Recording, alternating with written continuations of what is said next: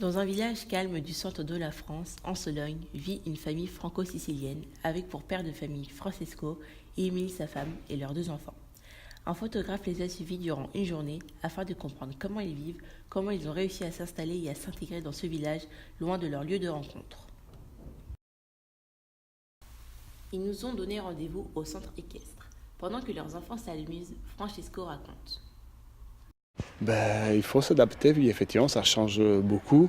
Il faut dire que la première fois que je suis venu ici, je suis un peu tombé sous le nom. J'ai pensé Aubigny-sous-Mer, j'ai mélangé avec Aubigny-sous-Mer. Mais effectivement, on est au centre de la France, nous on s'adapte. L'important c'est d'avoir des gens des amis, une fois qu'on arrive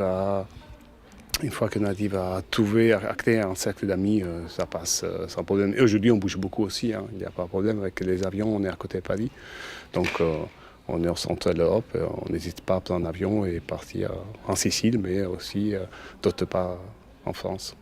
Et quels étaient un peu les défis pour vous quand vous êtes installé ici et que vous ne connaissiez pas cette région, la France, en plein centre? C'était quoi les défis pour vous? Premier défi, la langue. Je parlais un peu français, mais pas beaucoup. Donc, la première chose, c'était parler français comme il fallait. Donc, j'insistais plutôt avec ma femme à parler toujours français, même à la maison. Après, effectivement, non, il faut juste un peu s'adapter au climat, à la température et les habitudes locales. Mais ça pour moi, c'est un plaisir. Voilà, effectivement, moi, j'aime bien, je disais avant, j'aime bien la différence. Donc, c'est juste une question d'adaptation. À son tour, Émilie raconte comment les décors paradisiaques de la Sicile leur manquent. Le soleil, la mer, tout ça nous manque, mais effectivement, c'est plus une destination de vacances. Y vivre avec les enfants, y travailler, etc., c'est pas non plus toujours facile.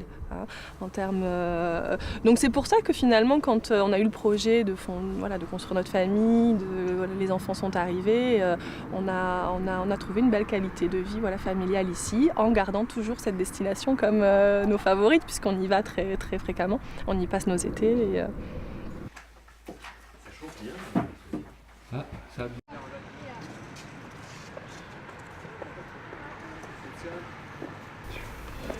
Comme à son habitude, la famille se rend au marché où nous voyons comment celle-ci mélange la culture gastronomique française et sicilienne. Ah oui, moi j'y tiens beaucoup.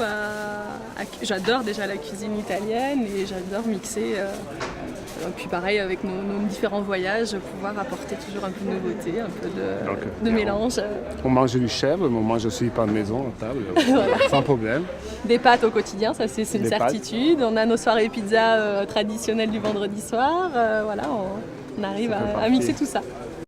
En 1987, 1 million d'enfants font partie de la génération Erasmus.